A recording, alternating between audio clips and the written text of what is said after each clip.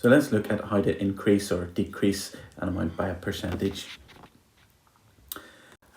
Say we want to increase something by 17%, let's say.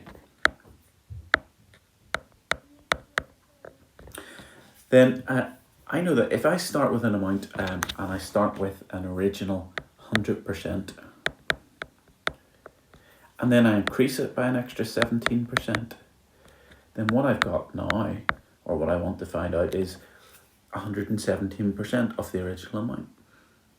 And to change a percentage into a decimal, we simply divide it by 100. So what we can do is we can, instead of taking the original amount, we can multiply it by 1.17, and that will get us 117%. So it'll increase 100% by 17%. I like to call this our multiplying factor. We multiply by that factor and it increases the amount by 17%. We've got the original 100% and an extra 17%. Or if I wanted to increase something by, let's say, 8%, then I'd want to find what 108% is. And 108% is 1.08. I've increased the 100% by 8%. So our multiplying factor is 1.08, and we'd multiply by 1.08. On the other hand, we might want to reduce something by 17%. And if I reduce 100% by 17%, I'm left with 83%. And as a decimal, that's 0.83. And so to find out how to reduce something by 17%, we use the multiplying factor 0.83.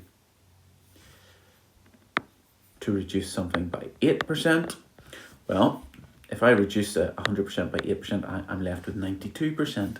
And as a decimal, that's 0.92. And so our multiplying factor to reduce something by 8% is 0.92. Let's do a few examples here. Increase £40 by 6%. Well, what I do is I have £40 and I multiply it by the multiplying factor. Now to increase something by 6%, well, that'll take it up to 106%, and as a decimal, that's 1.06. And when we put that into our calculator, we get 42.4. And because it's dealing with money, I really need to put that to 2 decimal places. Or increase 200 kilograms by 30%. Okay, is 200 times the multiplying factor. Well, if I increase 100% by 30%, I have 130%, and as a decimal, that's just 1.3. So 200 times 1.3 is 260 kilograms in this case. And 30 here, increase 88 millimeters by 12.5%. Well, again, let's start with our 88. And what's our multiplying factor? Well, if we increase 100% by 12.5%, we've got 112.5%. And as a decimal, that's 1.125. So 88 times 1.125 gets us 99. And the units here are meters. It also works then with Let's have a look at some decreasing ones. If I decrease £40 by 6%, well, I start off the same way. It's 40 times whatever the multiplying factor is. Now, if I take 6% off the original 100%, I have 94%. So that as a decimal is 0.94. Our multiplying factor is 0.94. And when we do that, then we get, and again, 2 decimal places, £37.60. Decrease 200 kilograms by 30%. Well, the multiplying factor this time, if I start with 100% and I reduce it by 30, I'm left with 70%. And as a decimal, 70% is 0.7.